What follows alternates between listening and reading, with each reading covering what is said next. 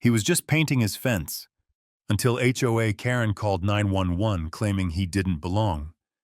But what she didn't know? He was an undercover federal investigator, and her call just triggered the downfall of a suburban crime ring.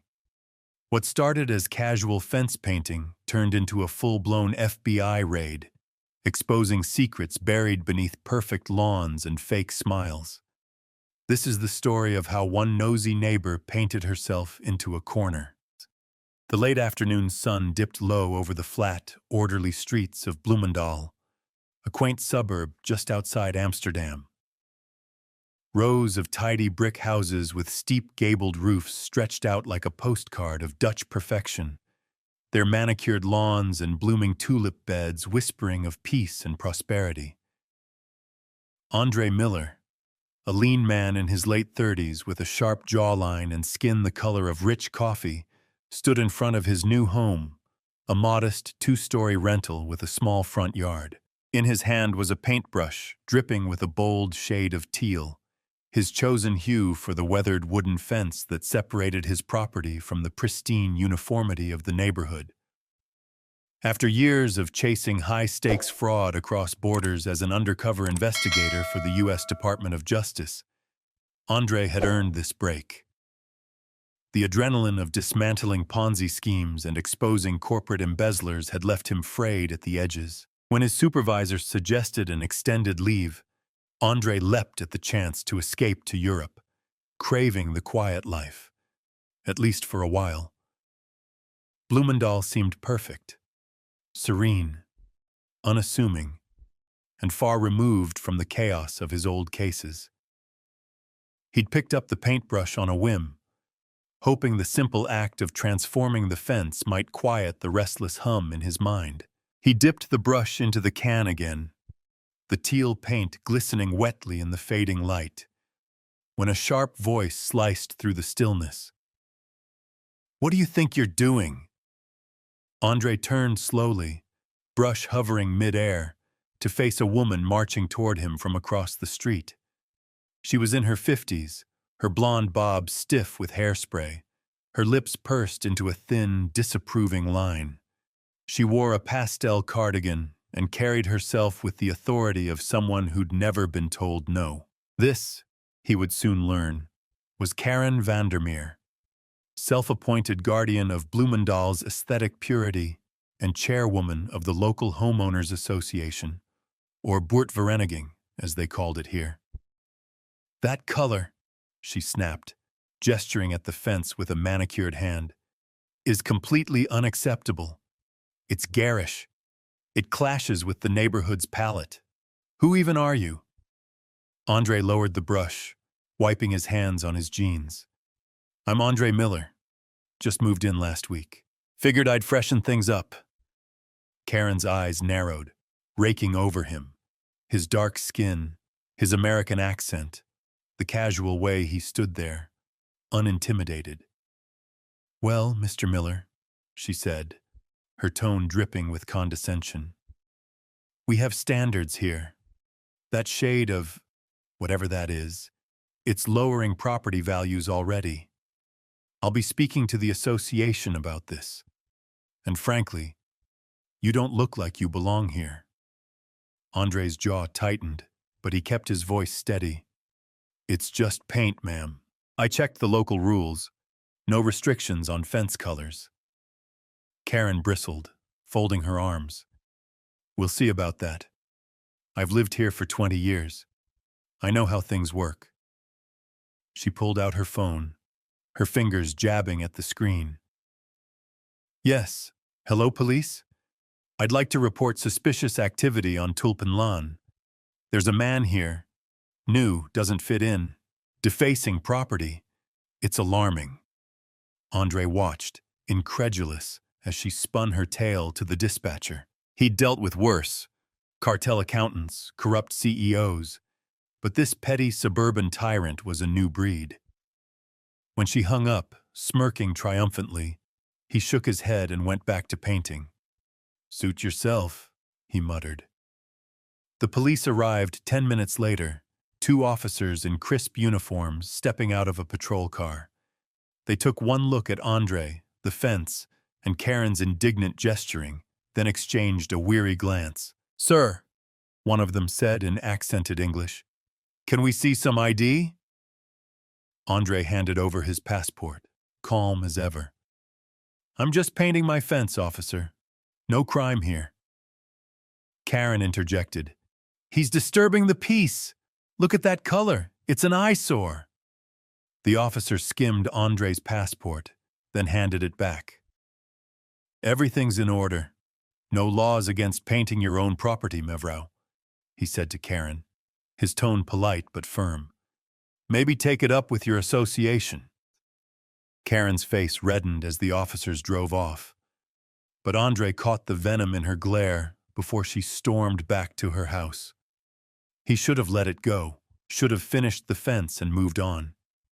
But something about her paranoia, her eagerness to weaponize authority, tugged at the instincts he'd honed over a decade at the DOJ.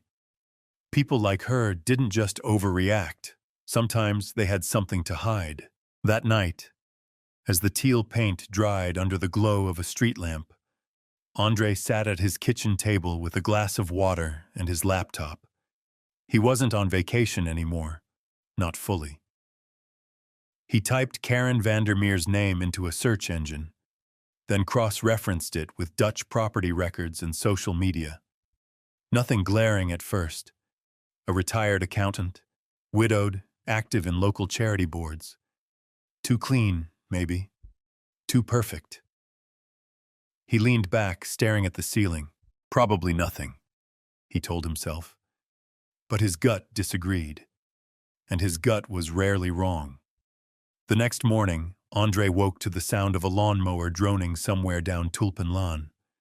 Sunlight streamed through the blinds, painting stripes across the bare hardwood floor of his rental. He stretched, his mind already replaying Karen's outburst. Most people would have shrugged it off as petty suburban nonsense, but Andre wasn't most people. He'd spent years spotting patterns: shell companies, fake invoices, nervous tics in interrogation rooms. Karen's overreaction wasn't just prejudice. It felt like deflection. He brewed a pot of coffee and fired up his laptop again, this time digging beyond surface-level searches. Dutch public records were meticulous, a goldmine for someone like him. He started with the Vereniging, Bloemendaal's homeowners association. Karen was listed as chairwoman, alongside a treasurer named Pieter de Jong and a secretary, Liesbeth Hoekstra. Standard setup. But then he noticed the association's financial filings, annual dues from 60 households, maintenance fees, event budgets. The numbers were modest, too modest for a neighborhood this affluent. Bloemendaal wasn't cheap. Property taxes alone suggested a cash flow that dwarfed the HOA's reported income. Andre sipped his coffee, frowning. "Where's the rest of it going?" he murmured. He opened a secure VPN and logged into an old DOJ database he still had access to. Technically, a gray area, but he wasn't submitting evidence yet. Cross-referencing Karen's name with international financial watch lists yielded nothing. Same with Peter and Liesbeth. Clean as whistles. Too clean, again. His phone buzzed on the table. A text from his old partner, Elena Ruiz, still at the DOJ in D.C. "How's the Dutch dream? Painted any windmills yet?" He smirked, typing back. "Fence, not windmills, teal. Already got a Karen on my case. You free to hop on a call?" 10 minutes later, Elena's voice crackled through his earbuds, warm but teasing. "Andre, you can't even take a vacation without stirring shit up. What's this about?" He recounted the fence incident, Karen's 911 call, the HOA's fishy finances. Elena laughed at first, then went quiet. "You think she's hiding something?" "Maybe," he said. "Could be nothing. Could be instinct. Can you run a deeper check on Karen Vandermeer, Pieter de Jong, Liesbeth Hoekstra? Offshore accounts, shell companies. Anything Interpol might flag. "Only if you say, 'Pretty please' first," she quipped. But he heard her typing. "Give me a day. And Andre? Don't get arrested painting fences."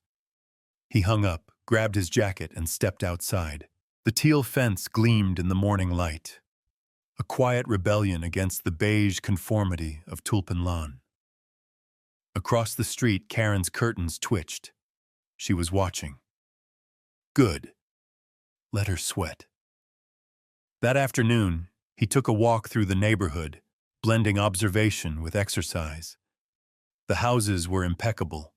Fresh paint, trimmed hedges, luxury cars in every driveway. But he noticed something odd. A small office tucked behind the community center, its windows dark, no signage. A delivery van pulled up as he passed, unloading boxes stamped with a logo he didn't recognize. Vermeer Holdings. He snapped a discreet photo with his phone and kept walking. Back home, he searched Vermeer Holdings, a Dutch logistics firm registered in Rotterdam with vague descriptions of consulting and transport services. No red flags, but the lack of detail raised his hackles. He forwarded the photo to Elena. "Check this too."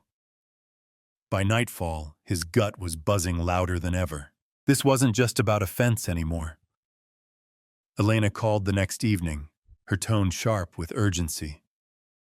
"You've got a nose for trouble, Miller. Karen's clean on paper, but Peter de Jong? He's a ghost. No tax history before 2015, which is weird for a guy supposedly born here. Lisbeth Hoekstra's got a dormant company in her name. Hoekstra Consulting, linked to a P.O. box in Luxembourg. And Vermeer Holdings? Shell City. Multiple accounts in the Caymans. Transactions routed through Cyprus. Nothing concrete, but it stinks." Andre paced his kitchen, the pieces clicking. "HOA's a front. Has to be. Small budget on the books. Big money moving off them." "Money laundering?" Elena asked. "Looks like it. Dues come in, get funneled out through fake vendors.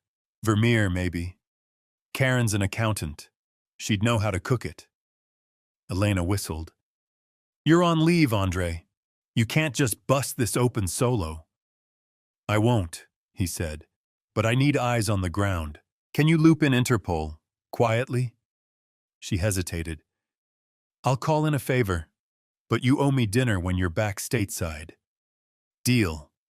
Over the next week, Andre played the part of the unassuming new neighbor. He mowed his lawn, waved at passers-by, even attended an HOA meeting, Karen presiding like a queen on her throne. She glared daggers at him the whole time, railing about maintaining standards while Peter and Lisbeth nodded along. Andre kept his mouth shut, his phone secretly recording every word. Meanwhile, Elena's Interpol contact, a gruff Dutch agent named Bram Visser, reached out. "We've been tracking Vermeer Holdings for months," Bram said over a secure line. "Suspected front for a trafficking ring. Drugs, maybe cash. No hard proof yet. Your HOA angle's new. Can you get us financials?" Andre grinned. Already on it. Ready. He'd swiped a discarded HOA newsletter from the meeting. Amateur move, printing bank account numbers on the back.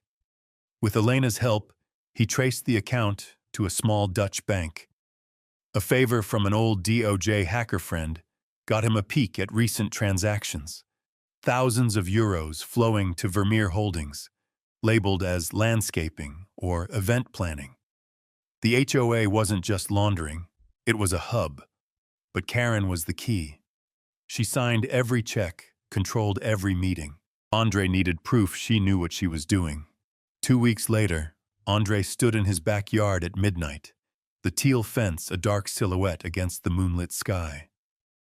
Bram and a joint Interpol FBI task force, quietly coordinated through Elena, were ready to move.